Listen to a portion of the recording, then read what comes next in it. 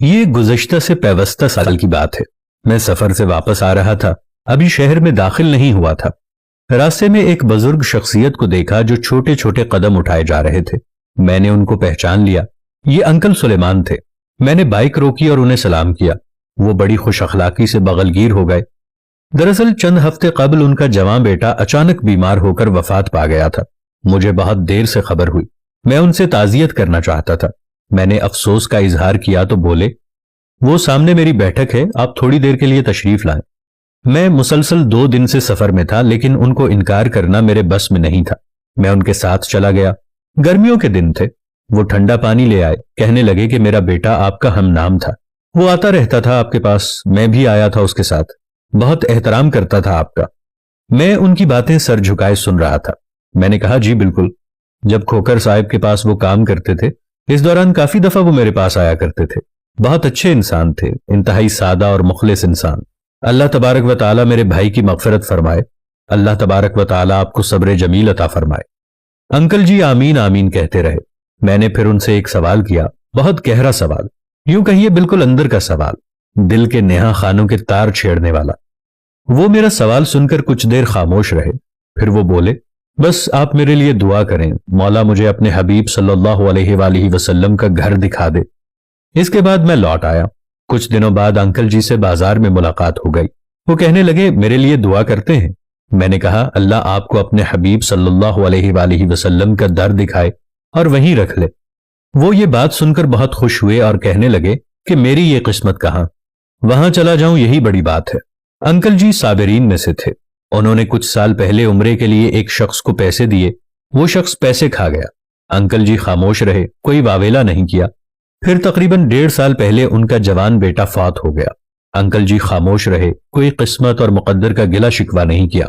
وقت گزرتا گیا، زندگی آگے بڑھتی گئی۔ ابھی چند ماہ قبل ان کی زوجہ ملازمت سے سبکدوش ہوئی۔ انہوں نے عمرے کا پروگرام بنایا۔ گھر کے 5 افراد عمرے کے لیے تیار ہوئے۔ انکل بالکل پرسکون اور خاموش رہے، البتہ گاہے بگاہے اس خواہش کا اظہار کرتے کہ کاش دربار حرم سے واپسی نہ ہو۔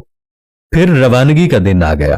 انکل جی بظاہر ہنس بول رہے تھے، مگر ایک خاص خاموشی ان پر طاری تھی۔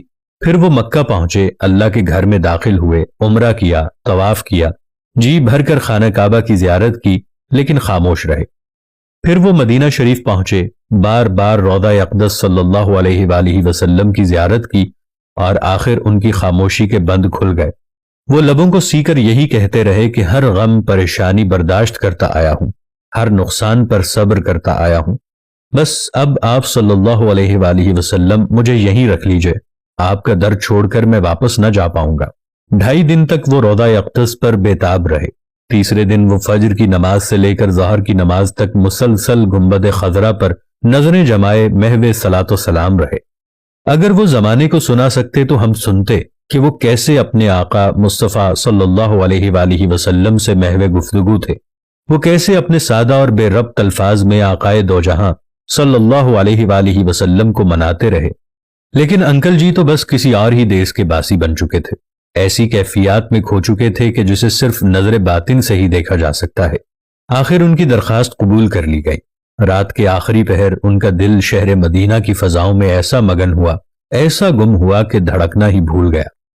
انکل جی کو مالک کریم نے اپنے پیارے حبیب صلی اللہ علیہ وآلہ وسلم کی محبت میں قبول کر لیا، اور یوں قبول کیا کہ جنت البقیع میں جگہ مل گئی، اور جگہ بھی ایسی کہ مقدر پر رشک آئے۔